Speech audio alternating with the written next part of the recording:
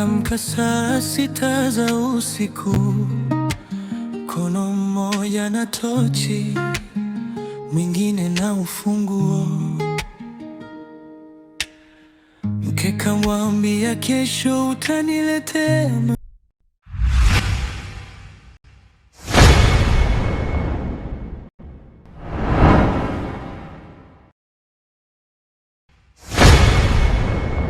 Mpad hivi wewe, si nilikwambia usilala? Hakitubali kilichokuwa na wewe hapa. Mimi nakuchukia. Mtu mwenyewe laana, mamako mwenyewe laana. Alafu kilichotokea hapa, ole wako uje mwambie baba yako na kufukuza. Mpad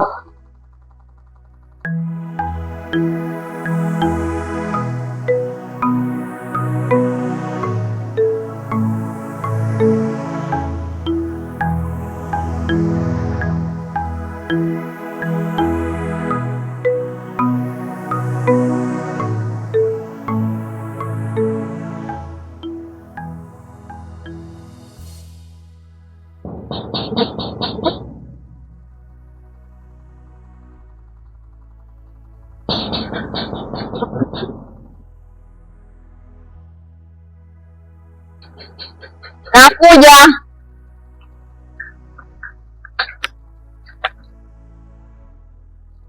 Oh mama, karibu. Mzuri, shikamoo. Basi karibu. Karibu ndani.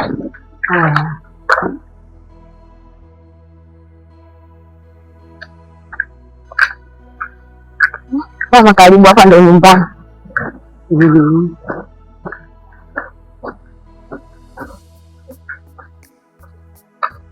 Karibu ndani. Mama karibu ndani.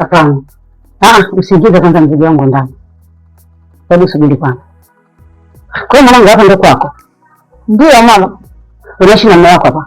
Ndio. Mungu. Ukisikia kuzaa ndio huko sasa. Lakini wewe mwanangu nimekaa kijijini nateseka. Wewe mwanangu naishi kwenye nyumba nzuri na maisha mazuri. Sasa unaona mvua. Hapa mwanangu nifika. Yaani siondoke kama mzee wangu nimalizia papa. Yaani kama kufa mchezo kutokea hapa ndani. Mama bwana. Kwa hiyo hata usijali. Hapa ndio umefika. Karibu ndani.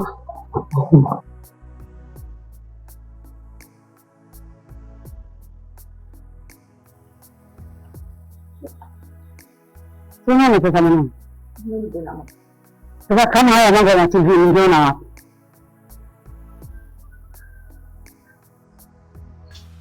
Vijiji vyetu kweli sasa hivi vimeelimika. Lakini kama TV mimi naitoa wapi? Angalia kama TV. Mama, hata hivyo vitu si vya kawaida.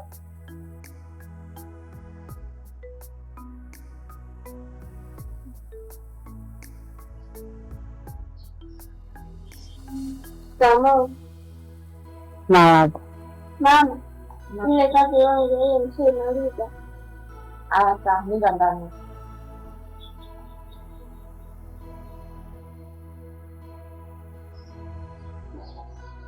Mimi nani? Mama bwana. Mtoto wa mume wangu huyu. Mama. Mbona unashtuka hivyo? Kuna nini?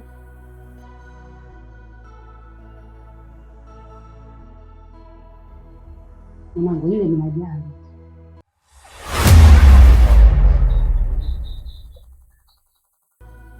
Ajali tena? Ajali gani? Na ajali hiyo ni kwangu na kwako. Mama, ajali gani hiyo? Muda ukitika nitakwambia mwanangu. Sawa. Ndio kwa sababu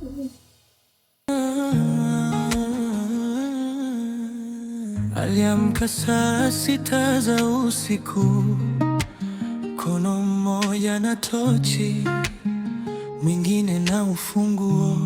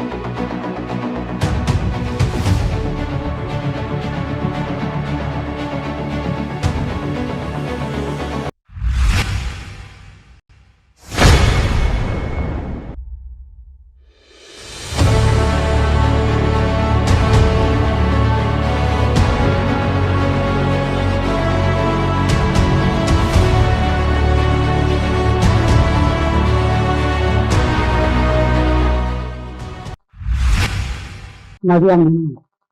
Ndio. Huyu mtoto ni nani? Na mama yake ni nani?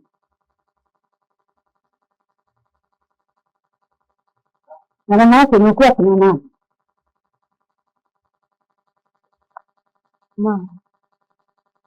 Mama alishafariki. Aliumwa au? Hapana.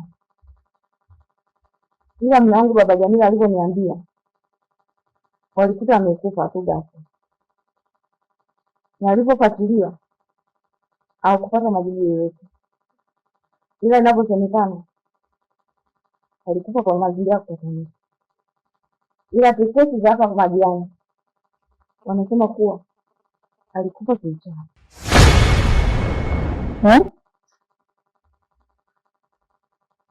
Mama, mbona umeniuliza hivyo?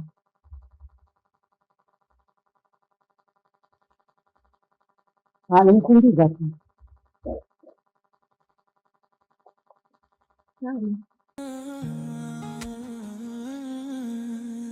Aliamka saa 6 za usiku, mkono mmoja na tochi.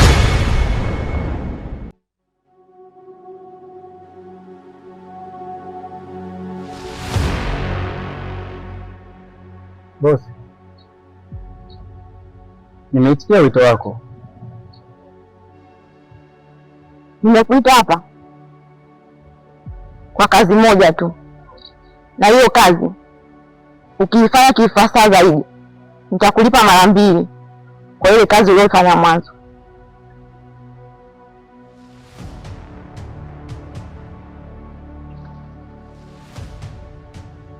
Ni kazi gani? Kuna mtoto wa mume wangu nahitaji umuue haraka iwezekanavyo.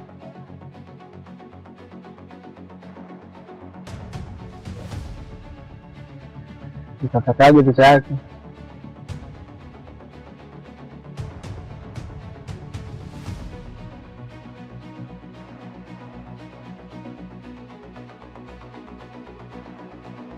Kuhusu picha yake usijali, nitakutumia leo usiku WhatsApp.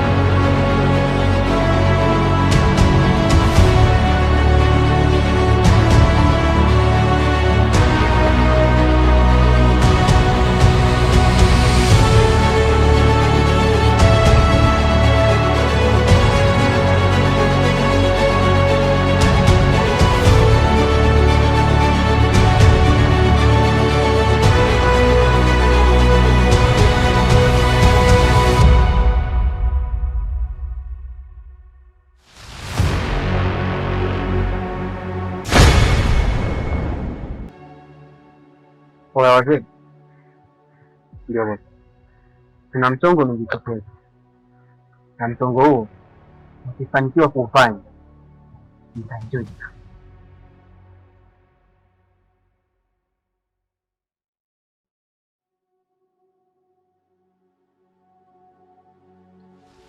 Oya babu, mara nyingi dili zako ukitupa tumalizie pesa yetu. Nizani kama idili tutaenjoy au unasemaje? Wena, ni kweli, ni vyema tungemsikiliza bosi, ukajua ni dili gani anataka atupe. Sawa bosi, tunakusikiliza. Leo nisiishi kwa kukaidi, maisha yanabadilika. Okay, mchongo huo kuna mtoto atakiwa afya. Mchongo huo ni mgumu usipotuliza kitu, ila ni mwepesi ukituliza kitu.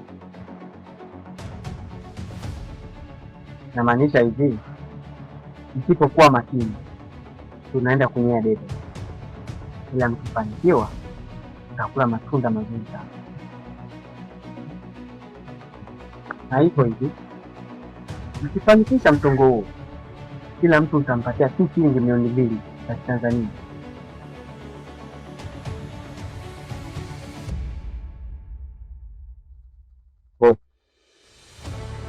Ni kweli kazi yako ni nzuri, lakini umezoea kutupa kazi, mwisho wa siku unazingua. Kwa hili sasa naenda kuifanya, ole wako ukizengua hata mara moja, tunakula sahani moja na wewe. Aidha tufe sisi au ufe wewe.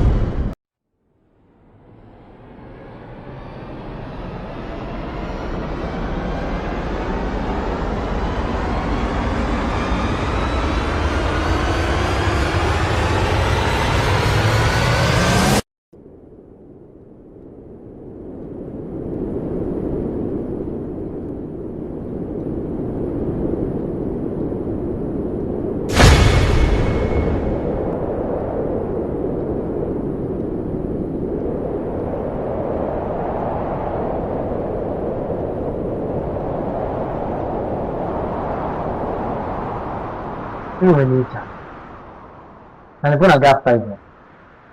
Hivi kuna shida?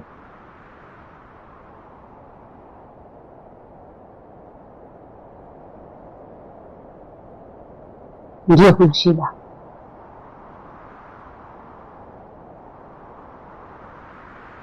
Hapa ndani kuna mtoto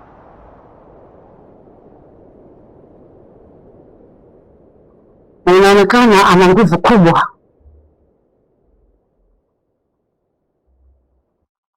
Je, ni nani huyu mtoto?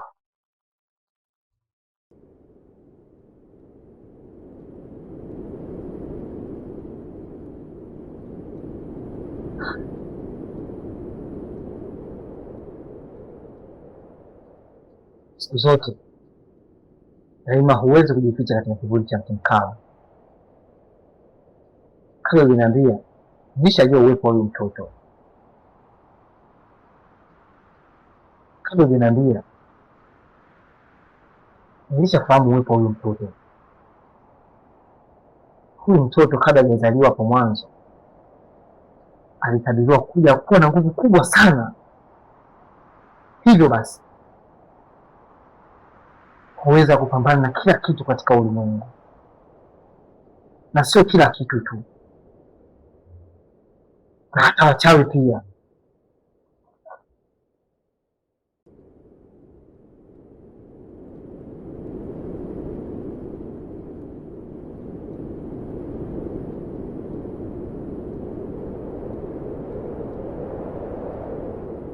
Mimi nimekuja kwa mwanangu na nimekuja kuishi.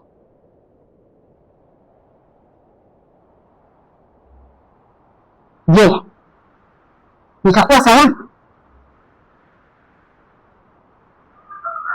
Na ikiwa huyu mtoto ana nguvu kubwa,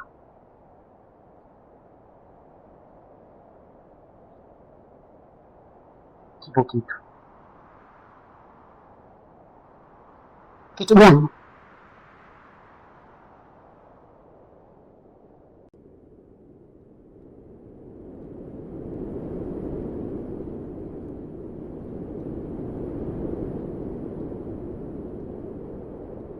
Nakuja kukwambia siku nikija tena.